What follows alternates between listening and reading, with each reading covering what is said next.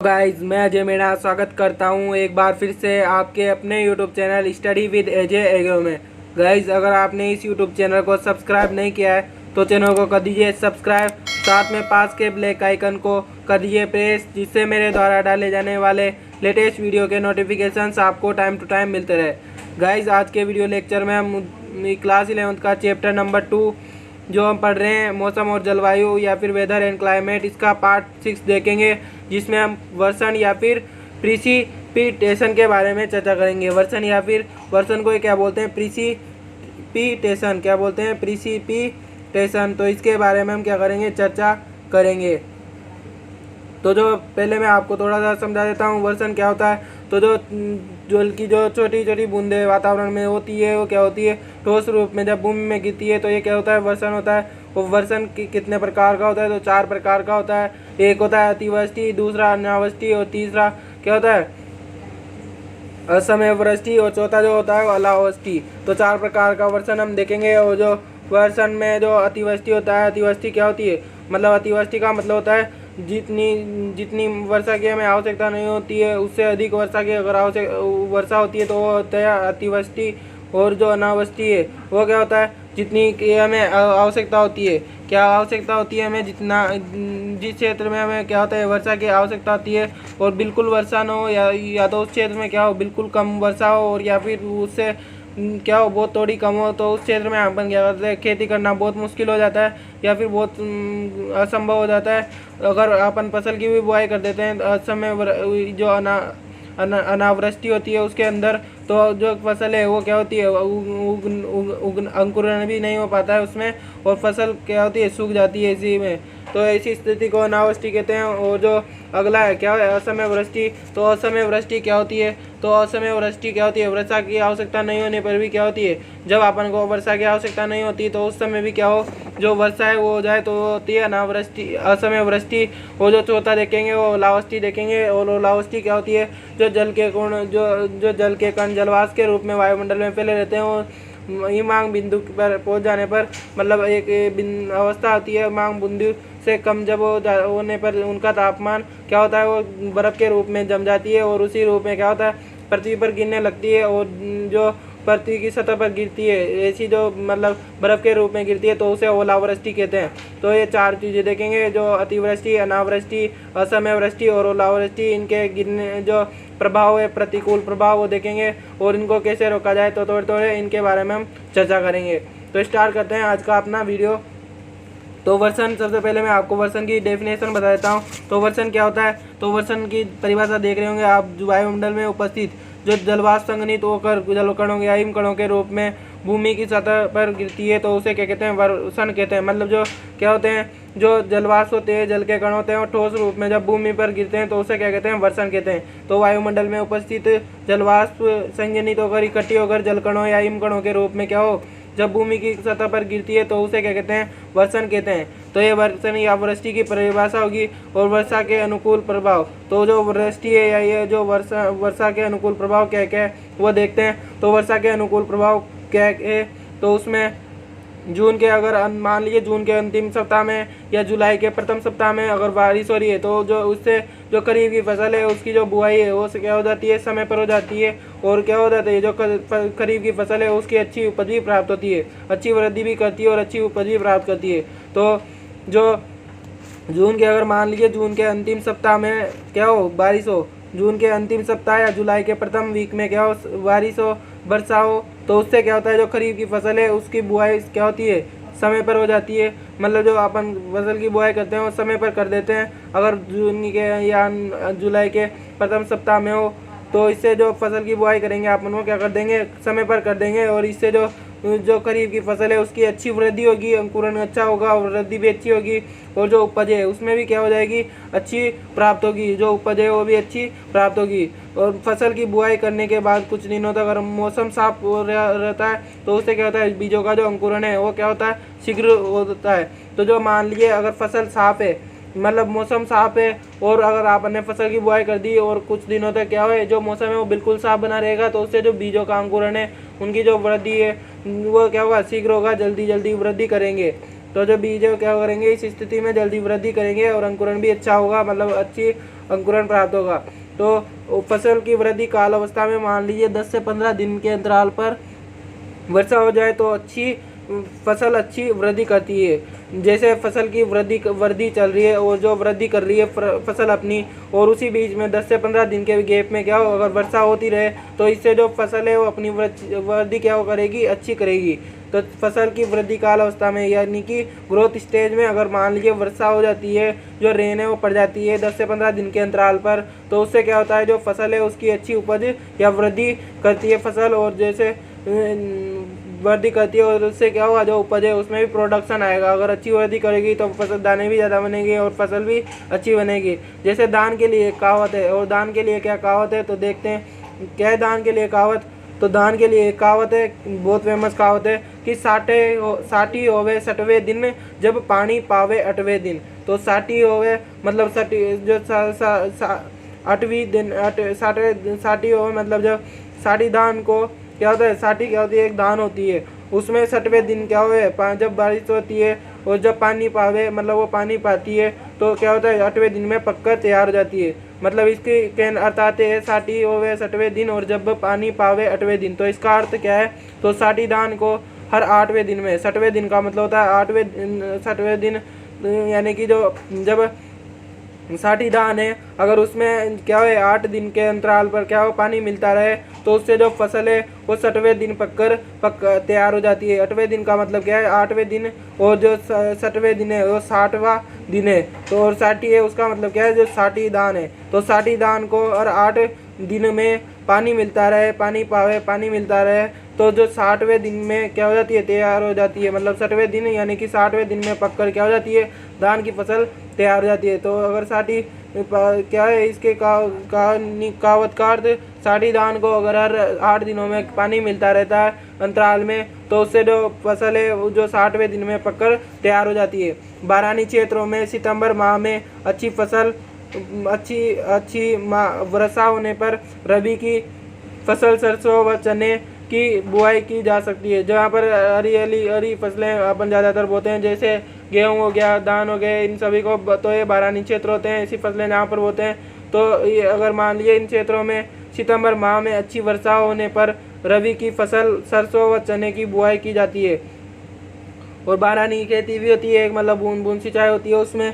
तो ये क्या होता है, बारानी क्षेत्रों में सिंचाई सितंबर माह में अच्छी वर्षा होने पर रबी की फसल सरसों व चने की बुआई की जा सकती है। जो बारानी क्षेत्र है मतलब जहाँ पर हरी फसलों के ज़्यादातर बुआई की जाती है, वैसे क्षेत्रों में अगर मान लीजिए सितंबर माह में अच्छी वर्षा होने पर क्या होता है, जो रबी की फसलें सरसों व चने की बुआई की जा सकती है। मतलब जो बारानी क्षेत्र है उन क्षेत्रों में सितंबर माह में अच्छी वर्षा होने पर जो रबी की फसलें हैं, जैसे कौन कौन सी, सरसों, चना, गेहूँ, मटर, तो इन फसलों की क्या करते हैं, बुआई की जा सकती है। और जो एक मावट होने पर अच्छी पैदावार दे सकती है। मावट क्या होती है, जो शीत ऋतु में जो वर्षा होती है दिसंबर जनवरी के माह में, तो उस वर्षा को मावट कहते हैं। और जो मावट अगर मान लीजिए इन फसलों पर एक बार की जाती है तो जो फसल है उसको प्रोडक्शन क्या करेगी, अच्छा देती है।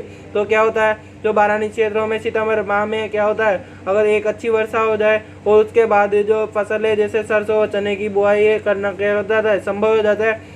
और एक मावट होने पर जो फसल है वो अच्छी पैदावार दे सकती है। अब है अगला पॉइंट, रबी की फसल में क्या होता है, दिसंबर जनवरी के महीने में मावट हो जाने पर पाले का हानिकारक प्रभाव नहीं पड़ता है और फसलों की पैदावार भी क्या हो जाती है, अच्छी प्राप्त हो जाती है। जो रबी की फसलें हैं मतलब गेहूँ चना हो गया, और क्या हो गया, सरसों हो गया, और क्या हो गया, मटर हो गया। तो ये जो फसलें अगर मान लीजिए इनमें जो दिसंबर में क्या है, दिसंबर जनवरी के महीने में मावट हो जाती है, मतलब मावट की जो वर्षा है जो दिसंबर जनवरी के महीने में होती है, अगर ये हो जाती है तो जो पाले का हानिकारक प्रभाव है फसल पर नहीं पड़ता है।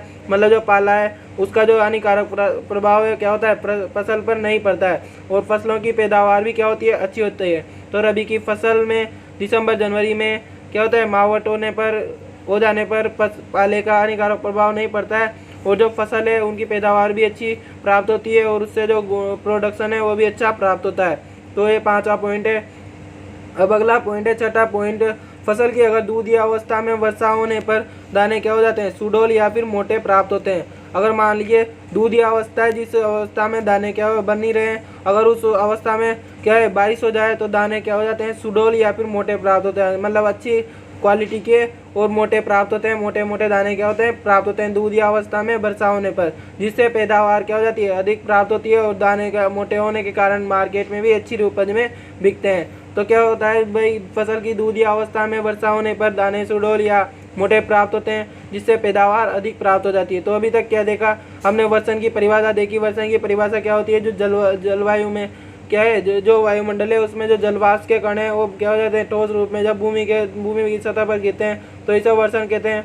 वर्षा के अनुकूल प्रभाव देखे हमने, जिसमें 6 पॉइंट देखे। पहला देखा था कि जून के अंतिम सप्ताह और अगर मान लीजिए जुलाई के प्रथम सप्ताह में बारिश होती है तो उससे जो करीब की फसलें उनका जो अपन लगाते हैं तो उसका बुआई करना संभव होता है उस टाइम पे, और उससे जो बुआई करेंगे वो टाइम पे तो फसल की अच्छी वृद्धि होगी और जो उससे उत्पादन होगा वो भी अच्छा मिलेगा। दूसरा पॉइंट देखा था कि बुआई की इस समय वर्षा होने पर जो फसल है वो क्या होता है, अगर मान लीजिए कुछ दिनों तक वर्षा नहीं हो, बुआई के समय वर्षा होने के बाद अगर कुछ कई समय तक मतलब कुछ समय तक जो मौसम है वो बिल्कुल साफ रहता है, तो जो बीजों का अंकुरण है वो तेज़ी से वृद्धि करता है और तेज़ी से वृद्धि करती है फसल भी। और जो अगला पॉइंट देखा था कि जो फसल की वृद्धि क्या है, वृद्धि काल अगर क्या हो 10 से 15 दिन के अंतराल पर क्या हो बारिश होती रहे, तो जिससे क्या होता है जो फसल की उपज है वो अच्छी वृद्धि कर लेती है। इसी पॉइंट में हमने देखा धान के लिए एक कहावत है कि 60 पावे 60वें दिन, जब पानी पावे 8वें दिन, मतलब 60 धान होती है एक,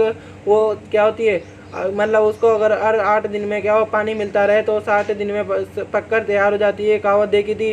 फिर क्या देखा था हमने, सितंबर माह में अगर अच्छी वर्षा होने पर क्या होता है, जो बारानी क्षेत्र है उन पर क्या होती है, जो रवि ऋतु की जो फसलें होती है, सरसों चना, इनकी बुआई करना संभव रहता है, अच्छी वृद्धि कर लेते हैं। अगर ये मान लीजिए अगले पॉइंट में देखा था फिर कि जो ये दिसंबर जनवरी माह में क्या होती है, अगर जो फसलें होती है उनमें अगर 1 माह की जो वर्षा है वो गिर जाए तो उससे जो फसलें हैं वो अच्छा प्रोडक्शन देती है। फिर सबसे लास्ट वाला पॉइंट देखा था कि जो खड़ी फसल है उसमें जो दानों की दूधिया अवस्था है उस टाइम पर अगर वर्षा हो जाती है तो उससे भी क्या हो जाता है, जो दाने हैं वो मोटे और सुडौल आकृति के बनते हैं, उससे भी प्रोडक्शन उपज अधिक मिलती है और प्रोडक्शन बढ़िया होता है। तो ये पॉइंट हमने देखे थे 6 पॉइंट। अब देखेंगे वर्षा को फसलों पर प्रतिकूल प्रभाव। क्या देखेंगे, वर्षा का फसलों पर प्रतिकूल प्रभाव। जो वर्षा है उसका फसलों पर क्या प्रतिकूल प्रभाव पड़ता है, क्या हानिकारक प्रभाव पड़ता है जो फसलों है उस पर वर्षा का। तो वर्षा के मैंने आपको शुरू में बता दिया था 4 प्रकार के असमान वितरण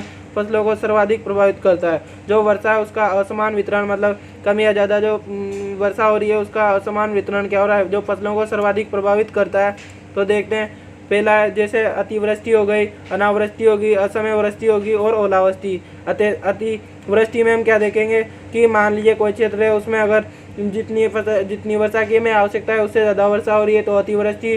अनावृष्टि में क्या होती है, जितनी वर्षा की आवश्यकता है लेकिन उससे बहुत कम हो रही है या फिर बहुत ही कम हो रही है, जिसमें हम मतलब बुआई कर रहे हैं तो बुआई करना भी क्या हो रहा है संभव नहीं हो पा रहा है, मतलब अंकुरण भी नहीं हो पा रहा है उसमें, और फसल क्या हो रहा है सूख जाती है तो अनावृष्टि होती है, बेकार हो जाती है फसल। इसमें असमय वृष्टि क्या होती है, जिस समय में हमें वर्षा नहीं चाहिए, जैसे मान के रबी कोई फसल है उसको रबी में लगा रहे हैं, रबी की फसल है उसमें वर्षा की आवश्यकता नहीं हो तो असमय वृष्टि होती है। और ओलावृष्टि है चौथा। तो ओलावृष्टि में क्या होता है, जो वायुमंडल में जल कण होते हैं वो क्या होते हैं, और मतलब तापमान ऊंचा ही मार्ग बिंदु पर पहुंच जाने पर मतलब बर्फ के रूप में क्या होते हैं जम जाते हैं, और जब बर्फी के रूप में क्या होते हैं जो यहाँ पर गिरते हैं, भूमि की सतह पर गिरते हैं तो ओलावृष्टि होती है ये। तो एक एक करके इनको देखते हैं और इनसे जो फसलों पर प्रभाव पड़ता है वो देखेंगे और बचाव के उपाय देखेंगे। तो स्टार्ट देख लेते हैं। जो अतिवृष्टि है उसके बारे में मैंने आपको बता दिया क्या होता है, मतलब असमान वितरण के कारण कुछ क्षेत्रों में क्या होता है आवश्यकता से बहुत ज़्यादा क्या होता है, असमान वितरण के कारण कुछ क्षेत्रों में आवश्यकता से बहुत ज़्यादा, मतलब जितनी मात्रा में हमें आवश्यकता नहीं है उससे भी कहीं ज़्यादा अगर बारिश हो रही है तो क्या होती है, अतिवृष्टि होती है, जिससे फसल क्या हो जाती है, प्रभावित होती है।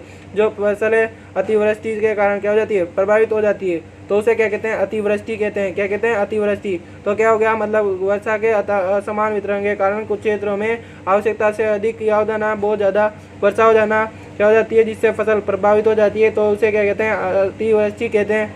तो ये अतिवृष्टि हो गई। अब अतिवृष्टि का फसलों पर क्या प्रभाव पड़ रहा है ये देखते हैं। तो खेत में अधिक समय तक जल भरा रहने से क्या हो जाती है, मृदा में वो क्या होता है, प्रकाश संश्लेषण, वायु संचार प्रभावित हो जाता है और फसल की पत्तियां क्या हो जाती है, पीली पड़ने लग जाती है और आद्र गलन रोग हो जाता है फसलों पर ज़्यादातर। तो ये अतिवृष्टि या फसलों पर प्रभाव है। और जो अगला पॉइंट है वो है खेत में पानी भरा रहने से जो मृदा का तापमान है वो क्या हो जाता है, कम हो जाता है। जो मृदा का तापमान है वो क्या हो जाता है, कम हो जाता है। मान लीजिए खेत में अगर मान लीजिए पानी भरा रहता है तो उससे अम्लीय मृदा भी हो जाती है और जो खेत में पानी भरा रहने से मृदा का तापमान है वो भी कम हो जाता है, जिससे लाभदायक जीवाणु की क्रियाशीलता क्या हो जाती है, रुक जाती है। कुछ लाभदायक जीवाणु पाए जाते हैं जो क्या करते हैं, क्रियाशीलता रुक जाती है। जैसे कुछ नाइट्रोजन छोड़ने वाले जीवाणु होते हैं जो नाइट्रोजन को ले भूमि ऊपर से क्या करते हैं, नाइट्रोजन को लेते हैं वातावरण से अमोनिया के रूप में और नाइट्रोजन के रूप में पौधों को उपलब्ध कराते हैं। तो इन जो जीवाणु हैं उनकी क्रियाशीलता रुक जाती है। अगला पॉइंट है पौधों को पर्याप्त मात्रा में आवश्यक पोषक तत्वों की पूर्ति नहीं होती है, जिनसे उनकी वृद्धि रुक जाती है। जो पानी भरा रहता है तो पानी के साथ जो पोषक तत्व है वो भी क्या चल जाते हैं, भूमि की गहराई में चल जाते हैं, जिससे वो फसलों को प्राप्त नहीं हो पाते हैं, वो वृद्धि भी क्या हो जाती है, रुक जाती है। और अगला पॉइंट है अतिवृष्टि के बचाव के उपाय कि अतिवृष्टि से कैसे बचा जा सकता है। जो अतिवृष्टि है मतलब असमय अतिवृष्टि हो रही है उससे हम फसलों पर कैसे बचा सकते हैं। तो अतिवृष्टि के बचाव के उपाय देखेंगे तो जलाधिकता सहनशील फसलें उगानी चाहिए, जिनको क्या हो, जलाधिकता मतलब जल की अधिक मात्रा में क्या हो, आवश्यकता हो, ऐसी फसलों का हमें क्या होना, चयन करना चाहिए और उनको उगाना चाहिए। जैसे गन्ना हो गया, गन्ने को अधिक आवश्यकता होती है पानी की। धान हो गई, जूट होगी, इन फसलों का हमें क्या करना चाहिए, चुनाव करना चाहिए। अगर जहाँ पे बारिश अधिक हो रही है तो ऐसी फसलों का हमें चुनाव करना चाहिए, गन्ना धान अधिक, जिनको क्या हो, अधिक मात्रा में पानी सहनशील वो मतलब फसलें। और दूसरा अतिवृष्टि वाले क्षेत्रों में जल निकास की व्यवस्था करनी चाहिए। मतलब जैसे मान लिए अतिवृष्टि जहाँ पर ज़्यादा बारिश हो रही है तो वहाँ पर क्या करना चाहिए, जल निकास के लिए क्या करना चाहिए, हमें छोटे छोटे कट लगा देना चाहिए खेत के चारों ओर, जिससे पानी है वो क्या हो जाता है, खेत से बाहर चल जाएगा। तो जल निकास की व्यवस्था करनी चाहिए अतिवृष्टि वाले क्षेत्रों में। और अतिवृष्टि वाले क्षेत्र में क्या हो, जल निकास के बाद कार्बनिक खादों व की जुताई करनी चाहिए। भाई जल निकास कर दिया उसके बाद क्या करना चाहिए, मान लीजिए अगर बारिश हो रही है तो अतिवृष्टि हो रही है तो उसकी जल निकास करने के बाद क्या करना चाहिए, कार्बनिक खादें यानी कि जो कार्बनिक खादें हैं और जो हल्की जुताई करनी चाहिए। जो खेत है उसमें हल्की जुताई और कार्बनिक खादों का क्या करना चाहिए, प्रयोग करना चाहिए। अब अगला पॉइंट है अनावृष्टि। क्या है अनावृष्टि, पहला अतिवृष्टि देख लिया। अतिवृष्टि क्या हो रहा है, जो फसल है उस पर क्या हो मतलब आवश्यकता नहीं होने उससे भी ज़्यादा बारिश हो जाए तो अतिवृष्टि होती है। इसके देख लिया हमने क्या क्या कारण है, क्या फसलों पर प्रभाव पड़ते हैं, बचाव के उपाय देख लिया। अब दूसरा देखेंगे अनावृष्टि। क्या देखेंगे दूसरा, अनावृष्टि। तो अनावृष्टि क्या होता है, किसी क्षेत्र में पर या तो बिल्कुल ही बहुत कम वर्षा हो या बहुत तो वर्षा ही न हो या तो बहुत कम हो या फिर नहीं हो, जिससे क्या हो फसल की बुआई करना भी संभव नहीं होता है। अगर फसल की बुआई कर भी दी जाए तो उससे क्या होता है, जो जल के अभाव के कारण वह फसल क्या हो जाती है, सूख जाती है। तो इसी स्थिति क्या कहलाती है, अनावृष्टि कहलाती है। तो किसी क्षेत्र पर या तो बिल्कुल वर्षा न हो या थोड़ी बहुत मात्रा में वर्षा हो, जिससे फसल की बुआई करना क्या हो जाता है, संभव नहीं हो पाता है। मतलब फसल को करना क्या हो जाता है, पैदा करना है असंभव हो जाता है। तो अगर फसल की बुआई कर भी दी जाए तो उससे जो फसल है वो जल के अभाव में क्या हो जाती है, सूख जाती है। और इसे ही क्या कहते हैं, अनावृष्टि कहते हैं। क्या कहते हैं, अनावृष्टि। बहुत कम वर्षा होना क्या हो जाती है, अनावृष्टि कहलाती है, जिसमें क्या करते हैं हम फसल भी अच्छे से प्राप्त नहीं कर पाते हैं या सूख जाते हैं फसल भी अगर बो भी दे तो।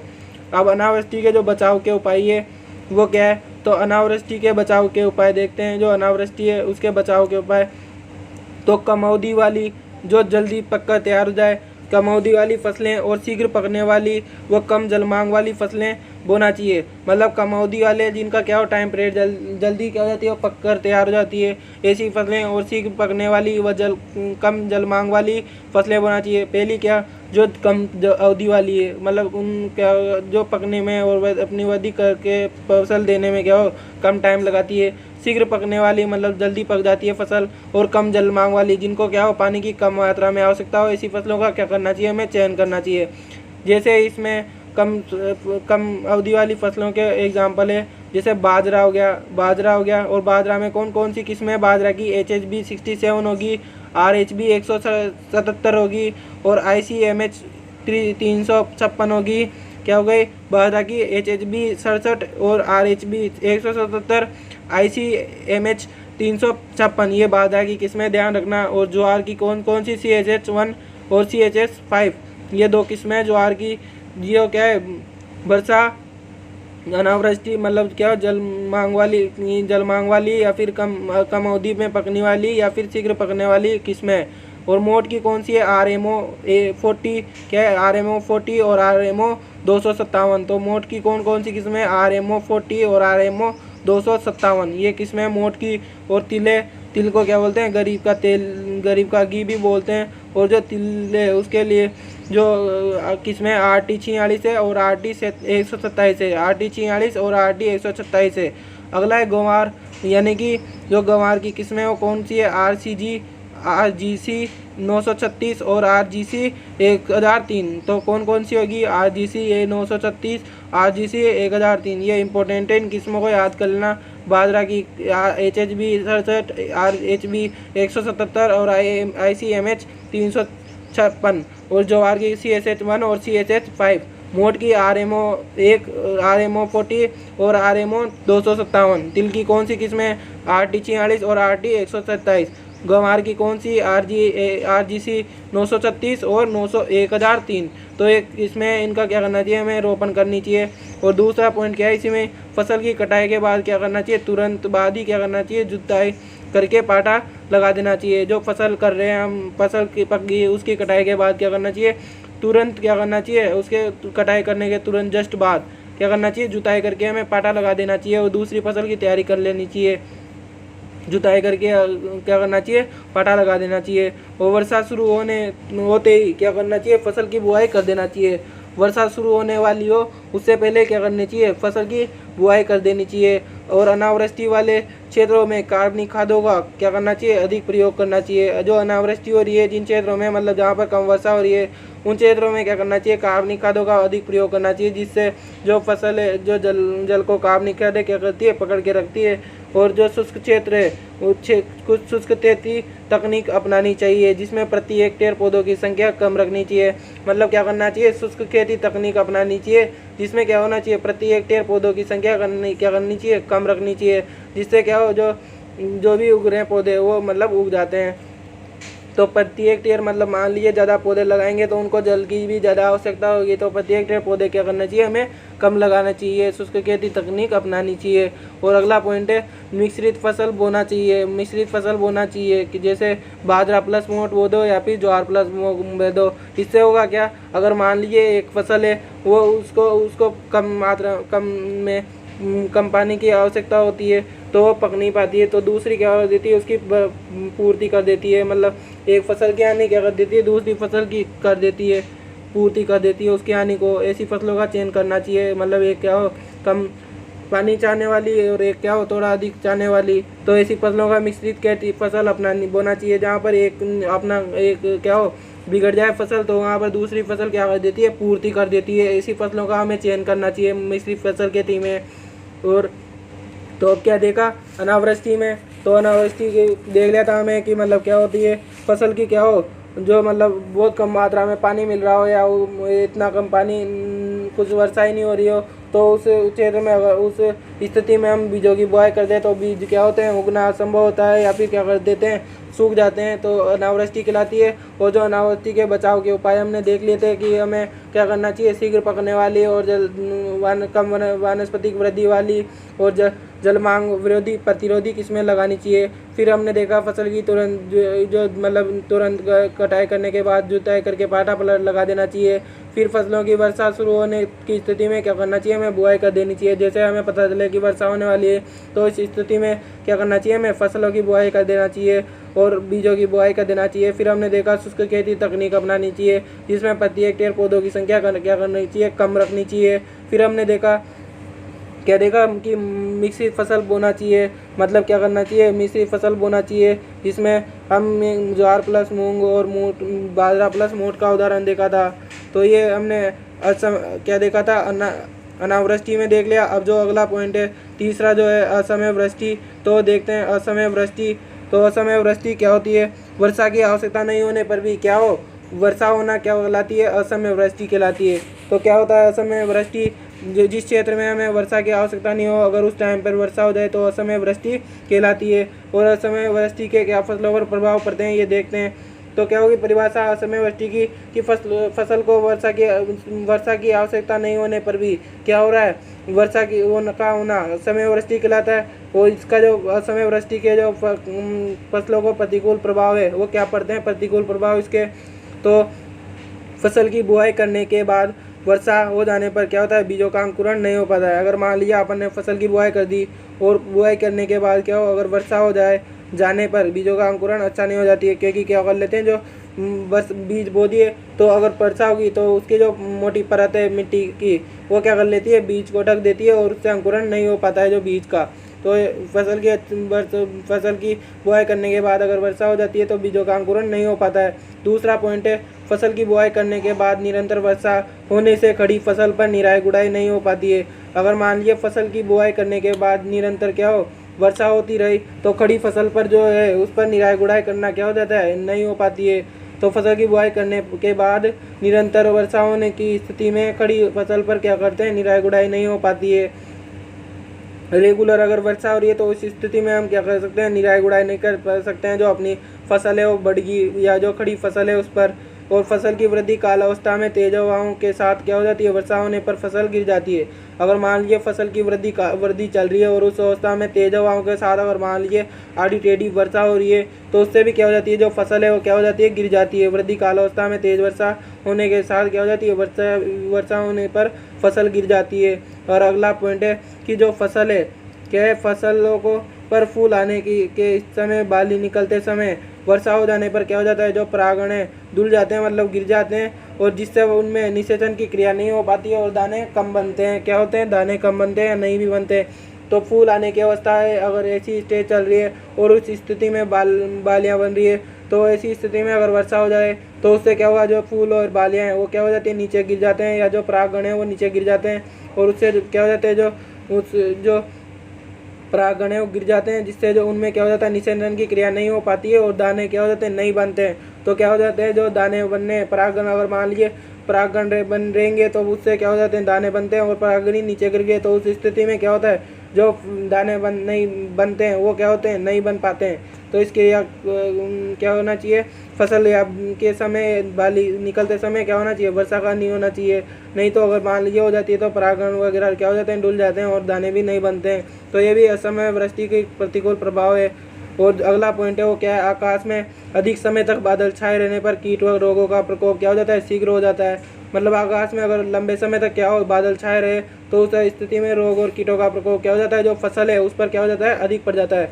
तो ये देख लिए हमने क्या प्रभाव पड़ रहे हैं, जो असमय वृष्टि है उसके फसलों पर क्या क्या प्रभाव पड़ रहे हैं। अब इसके जो उपाय है, मतलब जो इससे बचाव के उपाय क्या है, तो ये देखें असमय वृष्टि के बचाव के उपाय।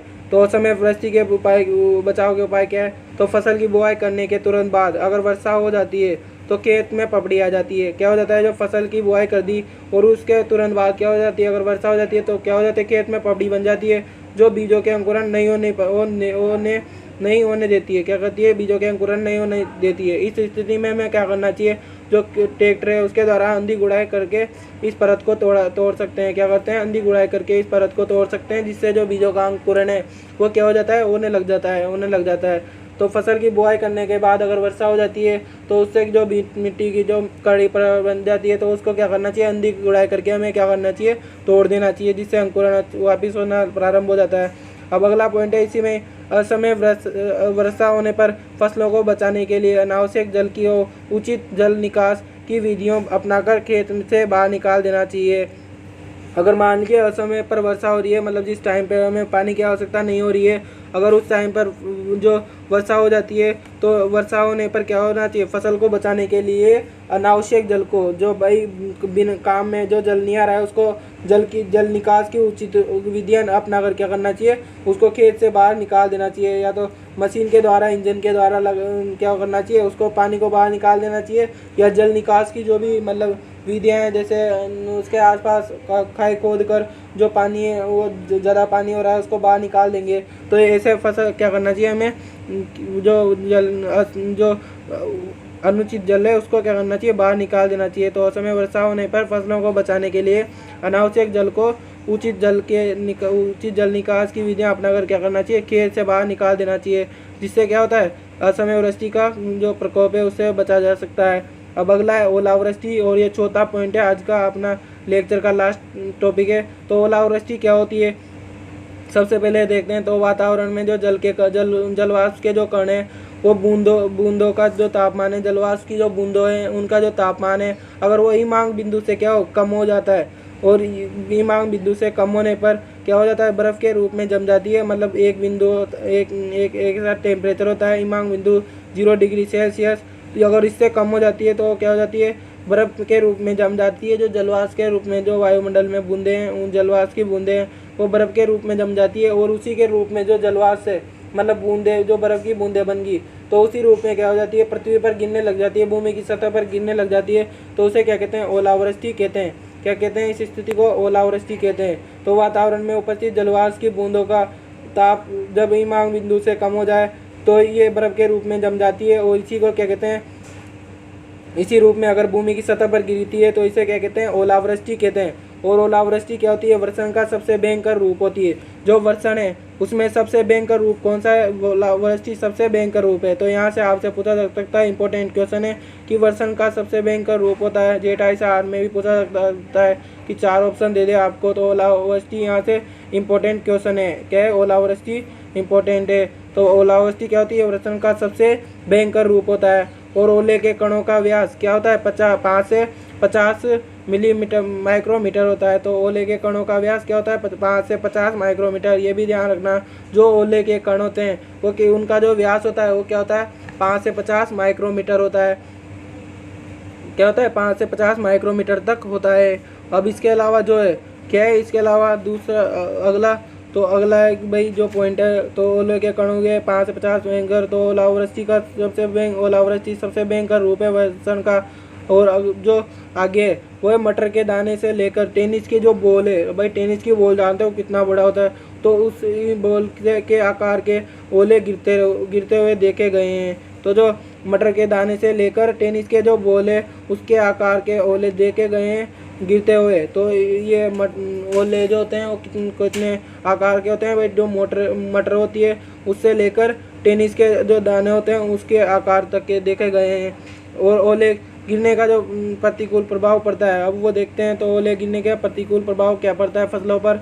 तो ओले गिरने से जो फसल की बालियाँ और फूल है, वो जो टहनियाँ हैं वो क्या हो जाती है, टूट जाती है, क्षतिग्रस्त हो जाती है। जो भाई मोटे कितने बड़े बड़े कण गिर रहे हैं, मान लीजिए ओला टेनिस के बॉल के गिर रहे हैं, तो इससे कितना भयंकर हानिकारक प्रभाव पड़ता है आप जानते हो। अगर आपके लग जाए तो कितना दर्द होता है। तो फसल तो कितनी कोमल होती है, अगर उसके लग जाती है तो दाने और बालियाँ फूल वगैरह जो भी है वो क्या हो जाती है, टहनियाँ टूट जाती है। क्या होता है, टहनियाँ बालियाँ फूल और जो पौधे की टहनियाँ होती है क्या हो जाती है, टूट जाती है। और अगला है फूल वृक्षों व फल व फूल क्या हो जाते हैं, गिर जाते हैं। फूल वृक्षों के फल व फूल गिर जाते हैं, या फिर जो परागण क्या हो जाते हैं, परागण भी फूलों पर बनते हैं। अगर मान लीजिए फूल ही गिर जाएंगे तो परागण कहाँ बनेंगे, और बीज भी नहीं बनते। तो इससे भी क्या हो जाता है, फसल हानिकारक इफेक्ट पड़ता है ओलावृष्टि का। तो ये था आज का अपना वीडियो। पहले हमने क्या देखा, ये जो वर्षण है उसकी परिभाषा देखी, और क्या उसके बारे में कुछ महत्वपूर्ण पॉइंट्स देखे वर्षा के अनुकूल प्रभाव के। फिर हमने वर्षा के जो वृष्टि है इसके 4 पॉइंट टॉपिक्स देखे, अतिवृष्टि, अनावृष्टि, असमय वृष्टि, और लास्ट में हमने देखा क्या, ओलावृष्टि। और आज का टॉपिक जो है यहीं पर समाप्त होता है।